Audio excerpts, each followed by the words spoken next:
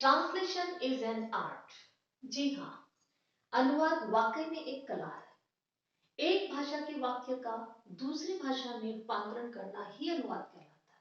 और मैं जिस भाषा की बात कर रही हूँ वो है अंग्रेजी भाषा। आज हमारे अधिकतर हिंदी मीडियम स्टूडेंट्स को बहुत कठिनाइयों का सामना करना पड़ता है अंग्रेजी भाषा के कारण। उन्हें हिंदी वाक्यों का अंग्रेजी में अनुवाद करना बड़ा कठिन लगता है।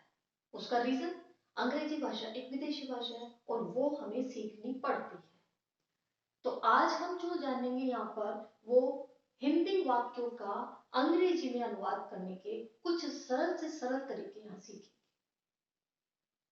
My name is Suman Sharma and you are most welcome in Ravi's English classes. हम यहाँ पर ट्रांसलेशन तो सीखेंगे कि किस तरह से हिंदी वाक्यों का अंग्रेजी में ट्रांसलेट किया जाता है, लेकिन उससे पहले हमें अंग्रेजी की कुछ बेसिक टर्म्स की नॉलेज होनी चाहिए। बहुत से बच्चों को उन बेसिक टर्म्स की नॉलेज तो है, लेकिन बहुत से बच्चों को नहीं भी है। तो हमारा जो उद्देश्य है इस चैनल में वो बिल्कुल जीरो लेवल से इंग्लिश ग्रामर सीखना है। तो हम यहाँ पर बिना टाइम वेस्ट किए इंग्लिश की कुछ बेसिक टर्म्स जानते हैं। जिस तरह से हिंदी में वर्णमाला होती है, ए आ ई उ ऊ, कैसे ज्ञ तक, ये पूरी जिस तरह से वर्णमाला होती है वैसे ही अंग्रेजी में भी वर्णमाला होती है जिसे कहा जाता है अल्फाबेट्स। अल्फाबेट्स टोटल होते हैं 26। जी हाँ, अंग्रेजी वर्णमाला में कुल अक्षर होते हैं 26। ये 26 जो लेटर्स होते हैं उनको दो तरह से लिखा जाता है। मीनिंग तो सेम होता है लेकिन लिखा दो तरह से जाता है, कैपिटल लेटर्स में और स्मॉल लेटर्स में। कैपिटल लेटर्स जिसको बहुत से लोग बड़ी एबीसीडी कहते हैं और स्मॉल लेटर्स जिसे छोटी एबीसीडी के नाम से। पहले तो इसी तरह पढ़ाया जाता था, बड़ी एबीसीडी छोटी एबीसीडी। अब सब बच्चे बोलने लगे capital letters and small letters.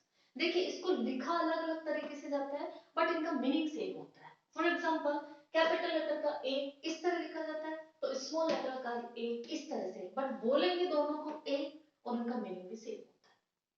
अब कहाँ कैपिटल लेटर्स यूज किए जाते हैं और कहाँ पर स्मॉल लेटर्स यूज किए जाते हैं ये हम आगे सीखेंगे। पंक्चुएशन नाम का एक टॉपिक है, उसमें हम सीखेंगे। इनके अलावा उसमें और भी बहुत सी चीजें हैं कि कौन सा चिन्ह, किस तरह का साइन कहां पर यूज किया। तो ये हो गया अपने अल्फाबेट्स जिसको दो तरह से लिखा जाता है, capital letters and small letters के रूप। अब देखिए, ये 26 जो आपके लेटर्स है ये दो में डिवाइडेड है। जिस तरह अपने हिंदी में स्वर होते हैं ए आ ई उ ए ऐ ओ औ अं ऐ 12, उसी तरह अंग्रेजी में भी स्वर होते हैं जिसको वॉवल्स कहा जाता है। ये कुल 5 होते हैं। जी हाँ, अंग्रेजी में जो वॉवल्स होते हैं वो 5 होते हैं, ए ई आर ओ यू। ये स्वर कहलाते हैं, अंग्रेजी में वॉवल कहा जाता है और ये स्वर कहलाता है। दूसरे जो है वो कॉन्सोनेंट। रिमेनिंग जो 26 में से 5 वॉवल्स है, रिमेनिंग जो है मतलब बचे हुए जो 21 है वो कहलाते हैं कॉन्सोनेंट, जिनको हिंदी में कहते हैं व्यंजन। ये देखिए, ये सारे व्यंजन कहलाते हैं, कॉन्सोनेंट कहलाते हैं। These are vowels and these are consonants. तो ये टोटल हो गए आपके 26। अब देखिए, इनको जब हम सेपरेट लिखते हैं, जैसे ए लिख दिया, ठीक है, टी लिख दिया, सी, कुछ भी कोई सा भी लेटर एक अकेला हो तो वो कहलाता है लेटर, इट मींस अक्षर। अंग्रेजी में अक्षर को लेटर बोला जाता है। जब एक अकेला होता है सिंगल हमारे पास तो वो कहलाता है लेटर, इट मींस अक्षर। और जब इन्हीं लेटर से मिलकर कोई एक अर्थ देता हुआ शब्द बन जाता है, for example C A T, देखिए एक शब्द बन गया, ए डबल पी एल, शब्द बन। क्यों बन गया शब्द? क्योंकि ये अर्थ दे रहा है। C A T cat, cat means बिल्ली, A double P L apple, apple means सेब। अगर हम इसकी जगह यूं लिख दे बी सी कुछ भी, इट्स नॉट अ वर्ड, ये वर्ड नहीं कहलाएगा क्योंकि ये मीनिंगफुल नहीं है। अक्षरों का एक ऐसा समूह जो हमें पूर्ण अर्थ देता वो कहलाता है शब्द। इसका मतलब word. Yes, a meaningful group of letters is called word. Like this, अगर इस तरह से कुछ भी लेटर्स को एक साथ इकट्ठा लिख दिया जाता है और उसका कोई मीनिंग नहीं निकलता तो ये शब्द नहीं कहलाता। शब्द होते हैं इस तरह से। Next thing is close. Close जिसको हिंदी में कहते हैं उपवाक्य। देखिए, क्लोज जिसको हिंदी में कहते हैं उपवाक्य, जिस एक सिंपल, इसको सिंपल सेंटेंस भी कह सकते हैं। एक ऐसा सेंटेंस जिसमें ओनली एक सब्जेक्ट हो और एक वर्ब, ओनली सिंगल सिंगल होना चाहिए। सिंगल सब्जेक्ट और सिंगल वर्ब हो तो वो ही कहलाता है आपका close. For example, I teach English. I subject, this is verb and this is object.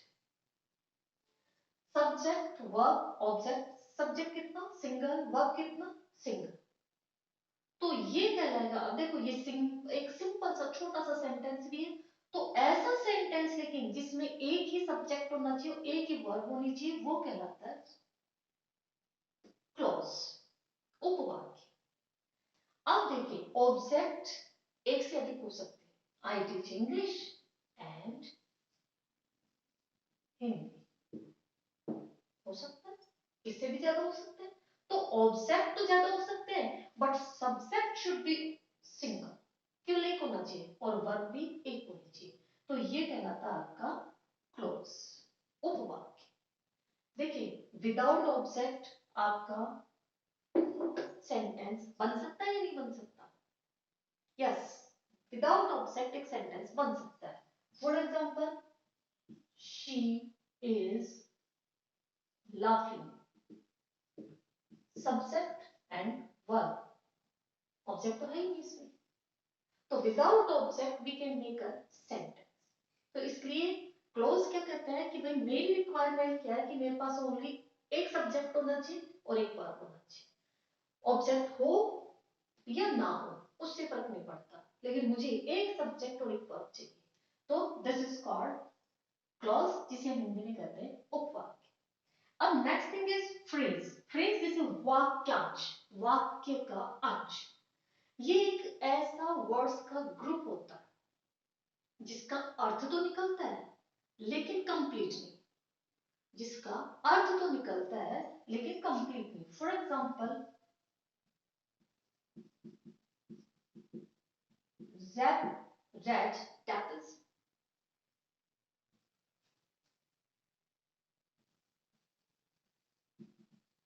hand in gloves, लाल फीताशाही, red apples, hand in gloves, मिली भगत। अब इनका अर्थ तो समझ लेता कि लाल फीताशाही क्या होता है, मिली भगत क्या होता है, लेकिन इसके थ्रू ये कहना क्या चाह रहा है सामने वाला, वो तो कंप्लीट सेंटेंस आने पर ही पता चलता है। तो ये इस तरह के जो अर्थ तो दे रहे हैं लेकिन कंप्लीट नहीं, वो कहलाते हैं आपके फ्रेज, जिसे कहते हैं वाक्यांश। Now next thing is sentence. Sentence it means वाक्य, a group of words which gives us a complete meaning is called sentence.